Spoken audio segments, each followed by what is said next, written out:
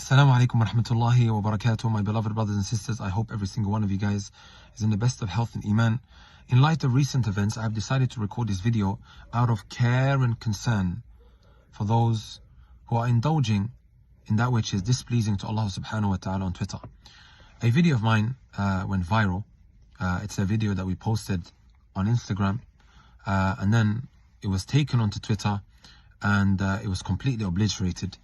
As a lot of people, they felt really strongly about it, right? So in this video, my brothers and my sisters, I'm analogizing between two different scenarios. A man now, my brothers and my sisters, fornicating with his mother, carrying out incest, which is of course a despicable, filthy act to be doing, right?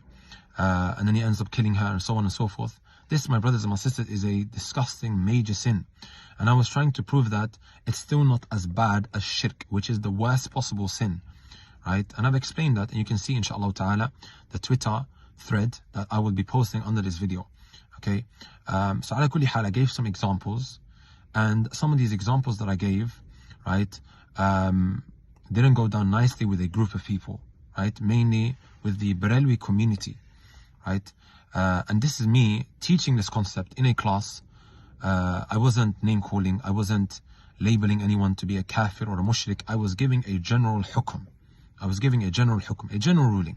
And my brothers and my sisters, it's time that we understood that there is a distinction between saying that someone has fallen into shirk and labeling a specific person as a mushrik, right? As Shaykh al-Islam Taymiyyah mentions, not everyone who falls into kufr becomes a kafir, and not everyone who falls into innovation, bid'ah, becomes an innovator. It's important that we understand that and we distinguish between these two scenarios. So if I'm now mentioning a general example of whoever does this, it doesn't necessitate that I'm now applying this specifically to an individual, right? So when I gave these examples, a lot of brothers felt that this was a disgusting example to use. And I fully understand, my brothers and my sisters, that why they would feel like that, right? However, I want you guys to understand the following. I base this on a narration that many of you guys may be unfamiliar with. This is when the Messenger sallallahu alaihi wasallam said, "Riba sab'una huba, aysaruha an yankiha ar-rajulu ummah." Right? Riba, which is a major sin, by the way, guys. Right? It's a despicable major sin. Right? Is of 70 degrees, 70 levels. The least of it is one committing sexual intercourse with his mother. Right?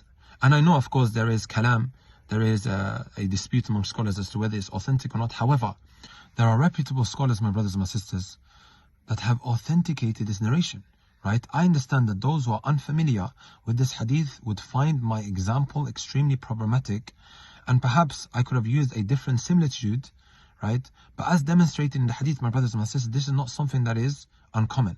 So what happened, my brothers and my sisters, right? Twitter Muslims came out behind a screen, typing all sorts of insults. I've been called a kafir, I've been called a heretic, right? And of course now, alhamdulillah, some brothers have actually deleted their tweets.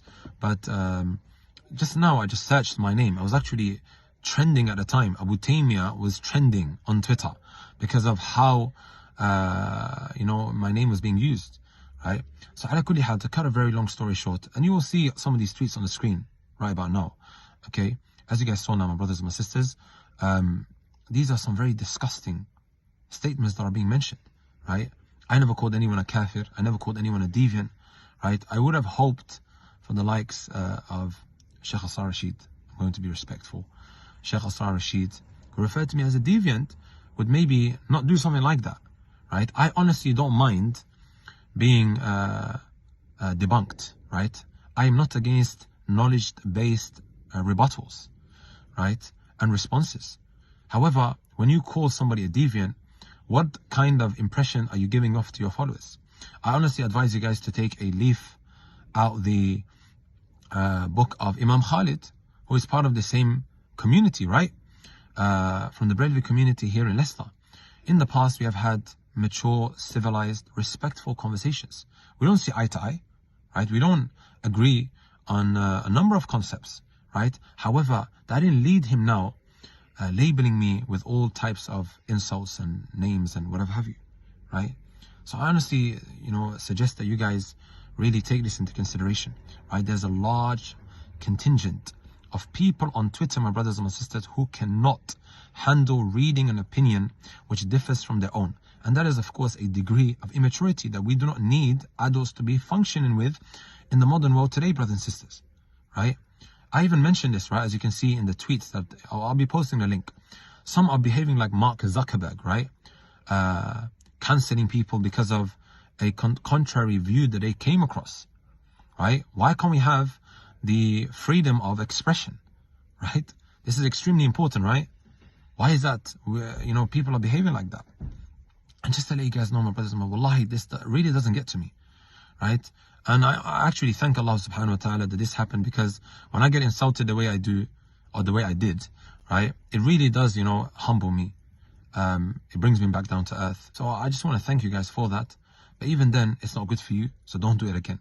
If that makes sense, brothers and sisters. Whatever view I've put forward, my brothers and my sisters, are views that are held by reputable scholars. You may not necessarily agree with. However, like I said, I'm not enforcing anyone to take this view, right? So inshallah ta'ala, just bear that in mind, right? Keep it respectful.